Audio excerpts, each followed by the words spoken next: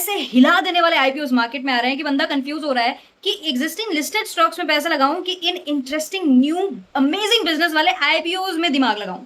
तो बेसिकली एक टेम्सन इंस्ट्रूमेंट्स करके आईपीओ आ रहा है, 70% जीएमपी फिलहाल इसकी चल रही है। वो जीएमपी तो खैर अलग बात है। हम इस पूरे वीडियो में आपको एक्सप्लेन करेंगे कि इस कंपनी का जो बिजनेस मॉडल है वो कितने कमाल का है एंड लॉन्ग टर्म में ये हमें कितना वैल्यू क्रिएट करके दे सकती है। तो अगर आपका ये आईपीओ लग जाता है या नहीं लगता है, आपका आईपीओ लगने के बाद इसमें क्या स्ट्रैटेजी होनी चाहिए, लॉन्ग टर्म के लिए क्या स्ट्रैटेजी होनी चाहिए, इन सब बातों को हम लोग बहुत डिटेल में इस वीडियो में समझेंगे। अब इस कंपनी का बिजनेस डायरेक्ट मैन्युफैक्चरिंग से लिंक्ड है। मतलब अगर इंडिया में मैन्युफैक्चरिंग ग्रो करेगा तो ऑटोमेटिकली इस कंपनी का बिजनेस ग्रो करेगा। तो अगर इंडिया में मैन्युफैक्चरिंग की बात की जाए, अगले कुछ सालों में भयंकर अपॉर्चुनिटी है मैन्युफैक्चरिंग सेक्टर में, क्योंकि गवर्नमेंट भी सर्टेन एक्शंस ले रही है, डोमेस्टिक इकोनॉमी को प्रमोट कर रही है, डोमेस्टिक मैन्युफैक्चरिंग को प्रमोट कर रही है, हमारे पास China+1 पॉलिसीज भी है। इन सब की वजह से manufacturing sector overall is expected to grow. तो उसकी वजह से इस कंपनी की जो इंडस्ट्री है, टेम्परेचर सेंसर्स की इंडस्ट्री, हीटर्स की इंडस्ट्री, ये भी ग्रो करेगी। अब समझो ये कंपनी का क्या बिजनेस है। सिंपली ये कंपनी ना ऐसे टेम्परेचर सेंसर्स बनाने का काम करती है जो बड़े बड़े फर्नेसेस, जहां पर 1000-1200 डिग्री सेल्सियस का टेम्परेचर रहता है, उसमें जा करके सेंस कर सके कि टेम्परेचर कितना है, इवनली डिस्ट्रीब्यूटेड है कि नहीं। तो वो सारा जो इंस्ट्रूमेंट्स यूज होता है वो ये कंपनी बनाती है। तो ये जो इंस्ट्रूमेंट्स है इनका मार्केट कैसे ग्रो करेगा आने वाले समय में। तो अगर कंजर्वेटिव साइड पर हम लोग चले तो ये पूरी इंडस्ट्री जिसमें टेम्सन काम कर रही है, उसका मार्केट FY32 तक 10% के CAGR से ग्रो करने का पोटेंशियल रखता है। और अगर बहुत ही बुलिश हो जाए हम लोग, यानी बहुत अच्छा डिमांड हो जाता है, तो बुल केस में 16% की ग्रोथ हमें दिखाई दे सकती है उस पूरे इंडस्ट्री में। अब एक कमाल की बात समझो कि अभी पिछले 2-3 सालों में ये जो इंडस्ट्री है वो 9.4% के CAGR से ग्रो किया है। वहीं पर टेम्सन एज अ कंपनी 23.4% के CAGR से ग्रो किया है, यानी इसका रेवेन्यू 23% के अराउंड ग्रो किया है। इसका मतलब यही है कि इंडस्ट्री ग्रोथ का फायदा टेम्सन को मिल ही रहा है, साथ में टेम्सन अपना भी मार्केट शेयर बढ़ा रही है, धीरे धीरे मार्केट को कैप्चर कर रही है, जिसकी वजह से आज ये मार्केट लीडर भी बन गई है। इनका समवेयर अराउंड 11% का मार्केट शेयर आज की डेट में बना हुआ है। और ऐसी जब कंपनीज मार्केट में आती है जो आगे भी रेवेन्यू उनके ग्रो करने के पोटेंशियल है, बिकॉज पूरी इंडस्ट्री ग्रो करेगी। क्यों इंडस्ट्री ग्रो करेगी? क्योंकि मैन्युफैक्चरिंग ग्रो करेगी और साथ में वो कंपनी धीरे धीरे पूरा मार्केट शेयर भी अपना बढ़ा रही है। इन कंपनीज को मार्केट जनरली रिवॉर्ड करता है और यही एक मेजर रीजन है कि आज इस आईपीओ का जो जीएमपी है वो 70% प्लस चल रहा है। ये कंपनी का इतना बड़ा मार्केट शेयर आज इसीलिए हो गया है क्योंकि ये कंपनी 1970 से काम कर रही है और ये ऐसे प्रोडक्ट्स को बनाती है जो किसी भी इंडस्ट्रियल सेटअप के लिए बहुत इंटीग्रल होता है। कोई ऐसा प्रोडक्ट जो टेम्परेचर की मेजरिंग ही गलत बता दे, वो पूरा का पूरा इंडस्ट्रियल मैन्युफैक्चरिंग सेटअप खराब कर सकता है। तो इसीलिए कस्टमर्स जो होते हैं उनको चाहिए होता है कोई ऐसा जो जिसका इस काम में एक्सपर्टीज है, जो अच्छे प्रोडक्ट बना रहा है, ट्रस्ट है, और टेम्सन जो है उनके लिए बेस्ट ऑप्शन होता है। इसीलिए कंपनी आज इतना खुल्लम खुल्ला मार्केट शेयर कैप्चर कर पा रही है। ये हमारे लिए एक बेनिफिट है ना। अब इस कंपनी का बिजनेस मॉडल समझो। मान लेते हैं कि एक स्टील प्लांट है जहां पर 1200 डिग्री सेल्सियस का एक फर्नेस में उस स्टील प्लांट को टेम्परेचर चाहिए। अब उसने वो टेम्परेचर क्रिएट किया, लेकिन कैसे पता चले कि वो टेम्परेचर 1200 डिग्री ही है एग्जैक्ट? क्या कोई हाथ डालेगा? नहीं। क्या कोई नॉर्मल थर्मोमीटर कर सकता है? नहीं कर सकता है। तो इसके लिए एडवांस इंडस्ट्रियल थर्मोमीटर्स चाहिए होते हैं, जिसको हम लोग टेम्परेचर सेंसर्स बोलते हैं।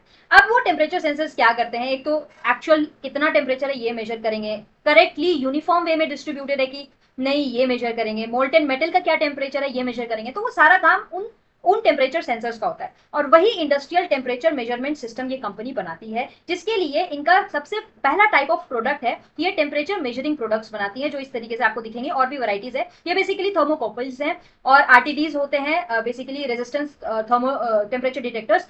ये जो थर्मो टेम्परेचर डिटेक्टर्स हैं ये बेसिकली थोड़ा सा ट्रेडिशनल है। अभी कुछ ज्यादा ही टेक्नोलॉजिकली एडवांस थर्मोमीटर्स भी ये कंपनी बना रही है, जो कि पायरोमीटर्स हो जाता है, fibre optic and wireless temperature sensor होता है। अभी पिछले 2 सालों में अभी जो कंपनी का इतना प्रॉफिट मार्जिन हमें एक्सपेंशन देखने को मिला है, उसका one of the main reason ये भी है कि इन प्रोडक्ट्स में कंपनी ने ज्यादा प्रोडक्शन शुरू किया है, जिस वजह से उनको ज्यादा प्रॉफिट मार्जिन मिल पा रहा है, क्योंकि यहाँ पर उनका ज्यादा प्रॉफिट मार्जिन बन पाता है। ठीक है। इसके अलावा कंपनी दूसरे टाइप के प्रोडक्ट्स भी बनाती है। अब समझ लो कि कंपनी का थर्मोमीटर है, वो थर्मोमीटर फर्नेस में चला गया, लेकिन वो थर्मोमीटर को उतनी हीट से प्रोटेक्ट कौन करेगा, क्या करेगा? तो उसके लिए भी एक प्रोडक्ट है जो कंपनी बनाती है, एंड दैट इज थर्मोवेल। अब इससे हमें क्या समझ में आ रहा है कि एक ही कस्टमर को कंपनी एक से ज्यादा प्रोडक्ट बेच पा रही है। अभी तो ये कुछ नहीं। और सुनो, ये कंपनी थर्ड लेवल टाइप का जो प्रोडक्ट है वो क्या है, ट्रांसमीटर्स। क्या है, जब थर्मोमीटर अंदर जाता है फर्नेस के तो वो वहां से एक इलेक्ट्रिकल सिग्नल जनरेट करता है जो कि फिर आपके इंस्ट्रूमेंट्स पे जो स्क्रीन है उस पर पता चलेगा।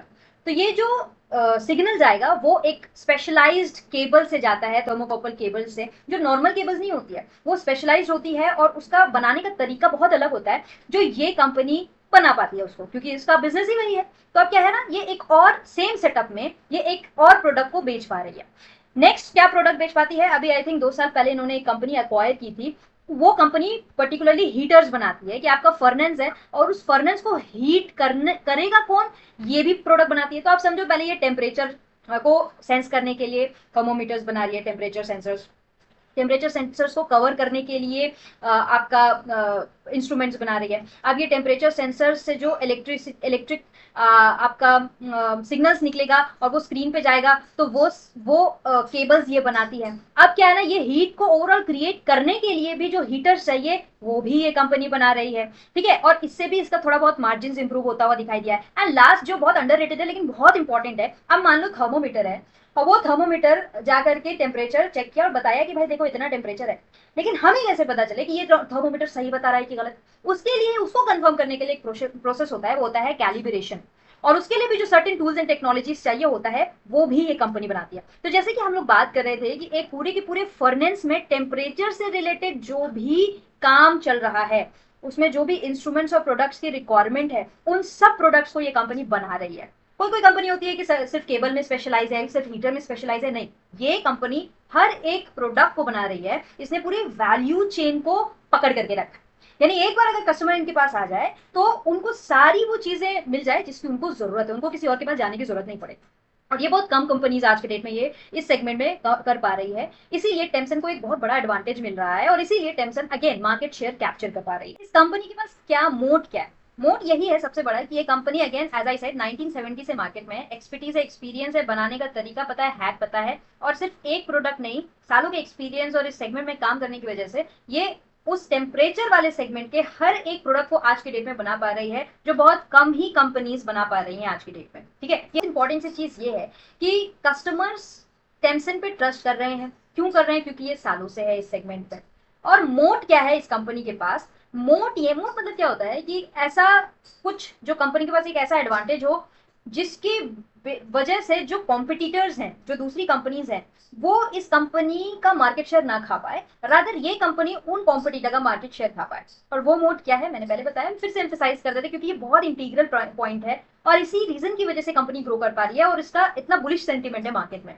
तो ये रीजन यही है कि कोई स्टील बनाने वाली कंपनी है मान लो, वो अगर अपनी फैक्ट्री में उनका टेम्परेचर सेंसर खराब निकल गया, कम पैसे के चलते में उसने कहीं और से टेम्परेचर सेंसर जाकर के खरीद लिया और उसने गलत टेम्परेचर बता दिया, तो क्या होगा, अल्टीमेटली उसका पूरा मैन्युफैक्चरिंग खराब हो जाएगा, पूरा प्रोडक्ट खराब हो जाएगा, पूरा सिस्टम ही खराब हो जाएगा। अगर आपको किसी प्रोडक्ट को बनाने के लिए 1200 डिग्री सेल्सियस चाहिए और टेम्परेचर चल रहा है 1800-1900 डिग्री सेल्सियस, तो ये दिक्कत वाली बात है ना, राइट। तो इस वजह से जो कस्टमर्स हैं, इंडस्ट्रीज है, वो उन कंपनीज पर ट्रस्ट करना चाहती हैं जो इसमें सालों से हैं, जिनके प्रोडक्ट में खराबी ना निकले। और वैसे ही कुछ एज अ सॉल्यूशन टेम्सन अपने आप को इंडस्ट्री में प्रेजेंट करता है। और यही मेजर रीजन है अगेन एज आई सेड कि ये कंपनी इतना स्मूथली ग्रो कर पा रही है, धीरे धीरे मार्केट शेयर कैप्चर कर पा रही है। और वो हमें इनके एबिटा मार्जिन पे भी रिफ्लेक्ट करता है कि इनका अगर आप प्रॉफिट मार्जिन देखते हो तो ये over the period of time grow किया है पिछले 4 सालों में, एंड पैट मार्जिन भी ग्रो किया है। और ये मार्जिन के ग्रो करने का सबसे बड़ा मेजर रीजन क्या है कि ये बड़ा मार्केट शेयर खा पा रही है, मार्केट शेयर कैप्चर कर पा रही है। दूसरा मेजर रीजन है कि इनका प्रोडक्ट मिक्स भी सुधर रहा है। जैसे मैंने बोला, अभी रिसेंटली उन्होंने बहुत ही एडवांस टेम्परेचर सेंसर्स बनाना चालू किए हैं, ऑप्टिक केबल्स वाले टेम्परेचर सेंसर्स, जिसकी वजह से इनको प्रॉफिट मार्जिन ज्यादा मिल रहे हैं। फिर इन्होंने अपना नया प्रोडक्ट हीटर्स वाला लॉन्च कर दिया है, जिसमें अगेन इनको बेटर प्रॉफिट मार्जिन मिल रहे हैं, ठीक है। Higher contribution from electrical heating solutions जो इन्होंने रिसेंटली ऐड किया है। यस, मोर इंपॉर्टेंटली ये एक्सपोर्ट्स भी बहुत ही ज्यादा आज के डेट में कर रहे हैं। If I am not wrong 80+ countries में आज के डेट में ये एक्सपोर्ट कर पा रहे हैं। और एक्सपोर्ट में क्या होता है मेजरली कि इंडिया में जो इन्फ्लेशन है वो इन्फ्लेशन है, लेकिन जब आप बहुत ही डेवलप्ड कंट्रीज में एक्सपोर्ट करते हो तो वहां का इन्फ्लेशन जनरली हायर होता है इन कंपैरिजन टू इंडिया। तो जिस रेट पे आप इंडिया में बेच पा रहे हो उससे कई ज्यादा रेट पे आप वहां पे बेच पाते हो, तो आपको कॉस्ट तो वही मिल रहा है लेकिन रेट आपका बढ़ गया, मतलब आपको कॉस्ट वही लग रहा है लेकिन बेच आप हायर प्राइस पे रहे तो ऑटोमेटिकली आपका प्रॉफिट मार्जिन बढ़ेगा। तो वही इनको बेनिफिट मिला है अभी तक एक्सपोर्ट का, जो कि ये कंटिन्यूअसली इंक्रीज कर रहे हैं एक्सपोर्ट बिजनेस, और आगे भी इनका सिमिलर प्लान हमें नजर आ रहा है। ऑपरेटिंग लेवरेज का भी इनको फायदा मिला है, क्योंकि इनकी कुछ कुछ कैपेसिटीज है जो आज के डेट में 85% यूटिलाइजेशन रेट पे रन कर रही है, विच इज वेरी गुड, जिसकी वजह से इनको ऑपरेटिंग लेवरेज का फायदा मिल रहा है और मार्जिन एक्सपेंशन हो रहे हैं। ठीक है, वैल्यू एडेड प्रोडक्ट से इनका ज्यादा कॉन्ट्रीब्यूशन बढ़ रहा है, मतलब ऐसे प्रोडक्ट जहां पे प्रॉफिट मार्जिन हाई मिल पाए, ये वैसे प्रोडक्ट को ज्यादा प्रोड्यूस कर पा रही है। और क्योंकि अब इनके पास ज्यादा मार्केट शेयर है, तो ये जो है थोड़ा प्राइसिंग अपनी हाई करके रखे हुए हैं, क्योंकि वैसे प्रोडक्ट इंडस्ट्री को चाहिए जिसके ऊपर वो कॉम्प्रोमाइज नहीं कर सकते। तो जो ट्रस्टेड बंदा वो उसको बेच पा रहा है, तो वो जो रेट बोलेगा एज ए कस्टमर हम उसको देने के लिए तैयार हो जाएंगे। तो वो पर्सपेक्टिव से अगर आप सोचो, तो उसी पर्सपेक्टिव से इस कंपनी के मार्केट शेयर की वजह से इसका प्रॉफिट मार्जिन भी हमें over the period of time बढ़ता हुआ नजर आ रहा है। अब इस कंपनी के कुछ कुछ ग्रोथ ट्रिगर्स के बारे में बात कर लेते हैं कि क्यों आगे इस कंपनी का बिजनेस हमें ग्रो करता हुआ दिखाई दे सकता है। तो हमने पहले तो ये समझ लिया कि ओवरऑल इंडस्ट्री में कितना ग्रोथ पोटेंशियल है। अगर इंडस्ट्री 15% के रेट से ग्रो करेगी ऑन बुलिश साइड, तो आराम से ये कंपनी 15% के रेट से, इंडस्ट्री के ग्रोथ के रेट से तो ग्रो कर ही लेगी। लेकिन ओवर एंड अबव दैट, अगर ये अपना मार्केट शेयर एक्सपेंशन कंटिन्यू करती है और एक्सपोर्ट बिजनेस भी एक्सपैंड करती है, तो इसकी ग्रोथ इंडस्ट्री से आगे ही चलेगी। कंपनी स्पेसिफिकली अभी क्या कर रही है कि अभी इनके सामने क्या क्या प्लान्स है वो डिस्कस कर लेते हैं, जिससे इनकी आगे आने वाले समय में ग्रोथ दिखाई दे सकती है। ठीक है, तो इनकी कैपेसिटी एक्सपेंशन का एक प्लान है। इनका कैपेसिटी एक्सपेंशन का प्लान है जिसमें ये टेम्परेचर सेंसिंग यानी टेम्परेचर को सेंस करने वाले जो प्रोडक्ट्स हैं उनकी कैपेसिटी अभी नहीं एक्सपैंड कर रही है, क्योंकि जो एग्जिस्टिंग कैपेसिटी है उसमें ऑलमोस्ट ऑन एन एवरेज 60-65% का यूटिलाइजेशन चल रहा है, जिसको ये इंक्रीज करके 80-85% करना चाहते हैं। तो अभी वहां पर इनके पास इनफ कैपेसिटीज है। दूसरा, इलेक्ट्रिकल हीटिंग में इनकी 70% प्लस कैपेसिटी यूटिलाइजेशन चल रही है, जो कि एक हायर रेट है। इसीलिए इन्होंने एक नया प्लांट भी रिसेंटली ऐड किया है। आई थिंक लास्ट अप्रैल 2025 में इन्होंने एक नया प्लांट ऐड किया उसके लिए। उसके बाद इनका जो स्पेशलाइज्ड केबल वाला बिजनेस है उसके लिए भी इन्होंने एक प्लांट कैपेसिटी ऐड की है। तो अब जैसे जैसे ये प्लांट में यूटिलाइजेशन बढ़ेगा, वैसे वैसे इस कंपनी का रेवेन्यू भी हमें ग्रेजुअली इंक्रीज करता हुआ नजर आएगा। इनफैक्ट यही एक मेजर रीजन था जिस वजह से FY25 में कंपनी का प्रॉफिट मार्जिन अच्छा था, 25.7% कुछ था, और FY26 में थोड़ा सा डिप होकर के 25% हो गया। क्यों? क्योंकि वो इस साल कैपेसिटी एक्सपेंशन कर रहे थे, जिसकी वजह से इनका जो प्रॉफिट मार्जिन जो खर्चा है टेम्परली फिक्स कॉस्ट बढ़ गया, और उस खर्चे पर इन्होंने कोई रेवेन्यू नहीं बना पाया, क्योंकि तब उनकी कैपेसिटी बन ही रही थी। अब क्या, धीरे धीरे ये यूटिलाइजेशन शुरू होगा तो रेवेन्यू भी बढ़ेगा एंड प्रॉफिट मार्जिन भी कैपेसिटी यूटिलाइजेशन की वजह से, ऑपरेटिंग लेवरेज की वजह से हमें बढ़ता हुआ नजर आएगा। तो एक तो ये ग्रोथ ट्रिगर है कंपनी में, आने वाले कुछ समय में हम लोग ऐसा कुछ देखेंगे। दूसरा, मैनेजमेंट क्या क्लेम कर रही है कि हम लोग जो अपने प्रोडक्ट हैं उसके मिक्स को चेंज करेंगे और भी ज्यादा value added products add on करेंगे, यानी वैसे प्रोडक्ट जहां पर हमें ज्यादा प्रॉफिट मार्जिन मिले, वैसे प्रोडक्ट्स को और ज्यादा प्रोड्यूस करने की हमारी प्लानिंग है। उसमें ये अभी फिलहाल नॉन कॉन्टैक्ट सेंसर्स, जिसमें आपके पायरोमीटर्स एंड ऑप्टिक थर्मोमीटर्स आ जाते हैं, उन प्रोडक्ट को ज्यादा बनाने का इनका स्कोप है, प्लान है। एंड देन हीटिंग इंस्ट्रूमेंट्स, जिसका मैंने बताया कि अभी दो साल पहले कंपनी जो एक्वायर की है, उन हीट क्रिएट करने वाले इंस्ट्रूमेंट्स को, जिसमें इनको ज्यादा प्रॉफिट मार्जिन मिले, उन इंस्ट्रूमेंट्स को बनाने का इनका पूरा प्लान। ठीक है, and more importantly they are also aggressively expanding in the export market.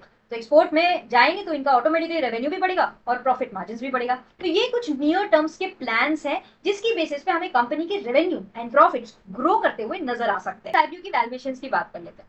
देखो, लॉन्ग टर्म के लिए हमें स्टॉक अच्छा दिख रहा है, no doubt, but the fact is कि अगर आज के डेट में हम किसी स्टॉक को बाय करने जा रहे हैं लॉन्ग टर्म के लिए ही सही, तो क्या वो सही प्राइस है? क्योंकि अगर हम लोग गलत प्राइस पे हायर वैल्यूएशन पर स्टॉक को ले लेते हैं तो हम लोग लॉन्ग रन में भी कुछ बड़ा बेनिफिट नहीं उठा पाएंगे। शॉर्ट रन में तो जाएगा ही हमारा पोर्टफोलियो रेट में, बट लॉन्ग रन में भी कुछ बड़ा मेजर हमें बूस्ट प्रॉफिट्स नहीं मिलेगा बेसिकली। तो उसके लिए हमें बेस्ट वैल्यूएशन पर स्टॉक को पकड़ना है, हम लोग वैल्यूएशन एनालिसिस करते हैं। अब देखो, इस आईपीओ की जीएमपी फिलहाल ग्रे मार्केट प्रीमियम आपको पता होगा वो 70% चल रहा है। वो क्यों चल रहा है? क्योंकि एक तो इस कंपनी का बिजनेस बहुत बढ़िया है, बहुत इंटरेस्टिंग है, और ये कंपनी मार्केट लीडर है, बहुत अच्छी खासी चीजें हैं जो हमने अभी डिस्कस की। और मोर इंपॉर्टेंटली, इतनी अच्छी चीजों के बाद भी इस कंपनी का जो प्राइस टू अर्निंग्स है वो सिर्फ 35 था, यानी 35 के वैल्यूएशन पर ये आईपीओ आ रहा है। जबकि ये आईपीओ कितना डिजर्व करता है? 50 to 60 के बीच में वैल्यूएशन डिजर्व करता था, लेकिन आ ही रहा है 35 पर।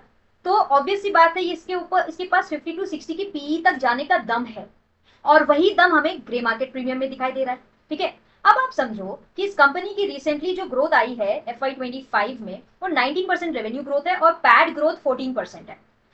अब सिर्फ और सिर्फ रेवेन्यू एंड पैड ग्रोथ के बेसिस पे देखा जाए तो इसका डिजर्विंग पी 45 के आसपास होता, लेकिन हम इसको और भी थोड़ा स्ट्रेच्ड वैल्यूएशन देने के लिए रेडी हैं, 50-60 की वैल्यूएशन देने के लिए रेडी हैं, इसीलिए क्योंकि इस कंपनी का बिजनेस मॉडल इंटरेस्टिंग है, इंडस्ट्री ग्रो कर रही है और ये इंडस्ट्री में मार्केट लीडर है। ठीक है, तो हमने मान लिया 50-60 की वैल्यूएशन दे देते हैं इसको, तो डिजर्विंग वैल्यूएशन 50-60 है और अभी जीएमपी 70% चल गया है, यानी अगर एग्जिस्टिंग प्राइस है उस पर अगर हम लोग जीएमपी को एड ऑन कर दें तो जब आईपीओ आएगा और लिस्ट हो जाएगा और 70% की लिस्टिंग गेन दे देता है तो उसका पी ऑटोमेटिकली 60 पर पहुंच जाएगा। ठीक है, उसका पी ऑटोमेटिकली 60 पर पहुंच जाएगा, जो अपने आप में एक बहुत डिजर्विंग वैल्यूएशन है, इनफैक्ट थोड़ा सा हायर साइड की वैल्यूएशन।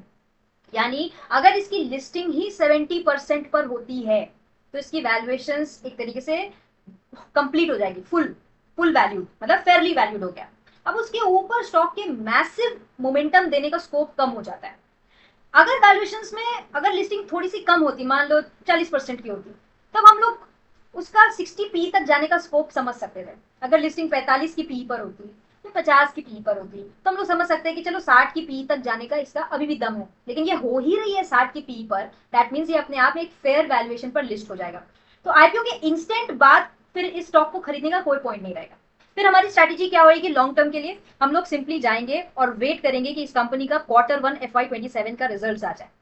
जब वो रिजल्ट आएगा तो अगर उसकी अर्निंग्स इंप्रूव हो जाएगी तो उसकी पी जो है, जहां पर अर्निंग्स डिनोमिनेटर होता है, अर्निंग्स ऑटोमेटिकली इंक्रीज हो जाएगी और ओवरऑल पी आपका कम हो जाएगा, तो वैल्यूएशन आपकी सस्ती हो जाएगी। अब वो कितनी सस्ती होगी वो डिपेंड करेगा कि कितना अर्निंग ग्रोथ कंपनी में आता है। इसीलिए मेरी पर्सनल स्ट्रैटेजी रहेगी कि हम इसको आईपीओ के लिस्ट होने के तुरंत बाद चेज ना करें, एक क्वार्टर का वेट करें और समझें कि इसका बिजनेस कैसे ग्रो कर रहा है और मैनेजमेंट को सुने कि ये आगे की ग्रोथ की क्या प्रोजेक्शन एंड गाइडेंस दे रही हैं, और अगर इनकी रिजल्ट्स अच्छी आती है तो ऑटोमेटिकली हमें पी कॉन्ट्रैक्ट हो जाएगा, वैल्यूएशंस भी थोड़े रीजनेबल साइड पर आ जाएगी, तब हम इसमें अपॉर्चुनिटी ढूंढेंगे, जिसके लिए हम यहाँ यूट्यूब पे भी और इंस्टाग्राम पे भी अपडेट आपको कर देंगे, टेंशन लेने की जरूरत नहीं है। ओवरऑल कंपनी की फाइनेंशियल्स हमें अच्छी लग रही है और बिजनेस भी अच्छा लग रहा है। वैल्यूएशंस के बारे में मैंने आपको बता दिया कि क्या स्ट्रैटेजी रख सकते हो आप।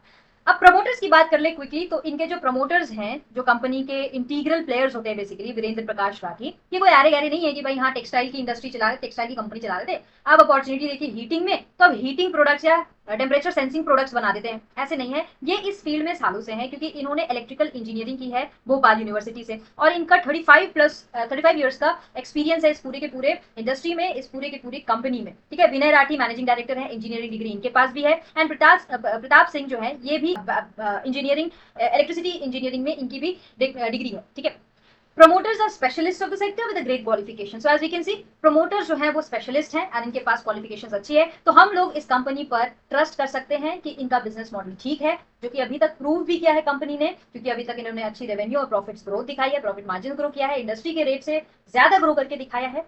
तो आगे के लिए भी हम लोग इस तरीके का माइंडसेट लेकर के चल सकते हैं, इस प्रमोटर पे, इस मैनेजमेंट पे ट्रस्ट किया जा सकता है। But again as I said, philosophy तो बहुत है, थ्योरीज तो बहुत है, लेकिन असली मजा रिजल्ट देख करके आता है। अभी तक तो ठीक किया है, लेकिन देखते हैं आगे क्या होता है। Q1 का रिजल्ट बहुत इंटीग्रल रहेगा, उस पर हमें बिल्कुल भी ध्यान रखना है और अपडेट्स एज आई सेड हम देते रहेंगे। बाकी सब्सक्राइब करो यार, लाइक करो, कमेंट करो, मिलते हैं नेक्स्ट वीडियो।